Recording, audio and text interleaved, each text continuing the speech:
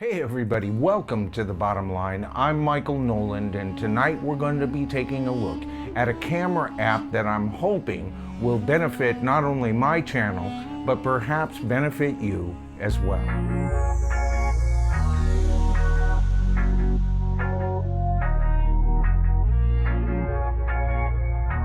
Okay, so I told you we're going to be taking a look at a brand new camera app, and that camera app is BeastCam. But first, I just want to give a great big shout out to all our viewers. We are over 18,000 views now, as well as, I can't believe it, 180 subscribers. So a great big thank you to all of our new subscribers, as well as to all of our viewers who have been helping by sharing our videos. As I've said before, if you've considered subscribing before but haven't yet, all you have to do is hit that subscribe to the tribe button, hit that top bell notification, and you'll be notified of all future videos. But now, back to our introduction and review of the BeastCam camera app. So let's go ahead and explore the basic interface of this particular camera app. Now, a click in the upper left-hand corner will bring us to Digital Slate. We're not going to talk about that tonight, but we might want to put our guides, there we go, our guides grid on. This helps us to obey the rule of thirds. We can control our brightness here, of course, but we're not going to deal with that right now. Okay, our next area of interest is the camera. We've chosen the back camera, and of course it's on the ultra wide. It's on the ultra wide right now, but I usually choose wide, and then I add my pro lens to that. Of course, we'll readjust the picture here. Okay, we're not great artists. That'll work just fine. Now here we can choose our resolution in frame per second. I don't shoot in HD, I shoot in 4K, so I choose that. I don't shoot at 24 frames per second, I choose 30. That works better with LumaFusion. And of course, quality standard, not high, I choose Beast. That brings us back to the interface. We're not going to talk about Torch tonight, that doesn't really concern us. Here's our main area of concern, the microphone.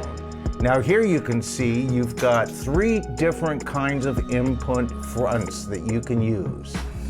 The microphone level is adjustable. What a wonderful idea. Now you can choose these other 3 areas, but these are microphones on your actual iPhone. What we want to do is highlight that darkened gray area to the right so that we can attach, an external microphone.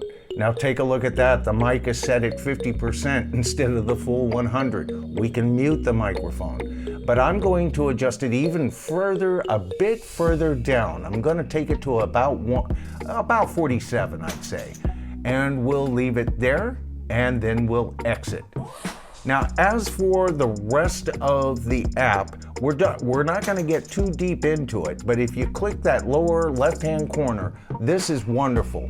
We're going to get into these settings in future videos, absolutely. The one thing I would suggest in this area is when you get down to this area, you want to make sure you hit Save Photos to Camera Roll. Now, of course, you can hit gear, and they have a virtual magazine to offer you right online, right here. Here we see an alternative to even the Beast Grip Pro. Of course, you know I'm a fan of their lenses. And right there on the right, the Kenko Pro Series 0.75 ultra-wide lens, the lens that is filming this video right now. And of course, new to Beast Grip is they have their new DOF adapter MK2. You can actually add pro lenses from pro cameras to your iPhone now, if you can believe that. As I've mentioned, big fan of filters.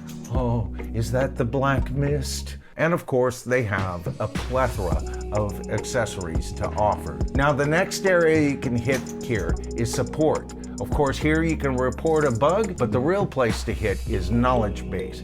It takes you to their website and you can access video tutorials here. So that about covers it for tonight, and it does explain why the sound sounded so much better in our last video. If you're having problems with this, I hope this has helped. This isn't just a problem for a YouTube channel, I'm sure. There are many people who choose to mic events, and this just eliminates a lot of the problems with miking, of course. So far, big fan, and as I said, we'll still be looking into Filmic Pro. I still have high hopes for Filmic Pro, of course, but for right now, this is our attempt. Now tonight, I've also adjusted the lighting in the studio. I've adjusted where the camera is, because if there was one complaint that I had with BeastCam, that it seemed to film with a little bit too much orange. My skills so far at color correction haven't been able to make up for this, but we're adjusting everything, including the lighting, distance of lighting in the studio, so hopefully in the next 3 to 5 videos you'll see a much marked improvement.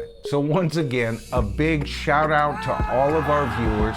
Thank you for sharing, and please don't forget to hit subscribe to the tribe, then hit that top bell notification, and you'll be notified of all future videos. This is The Bottom Line. I'm Michael Noland, and we'll see you in the next video.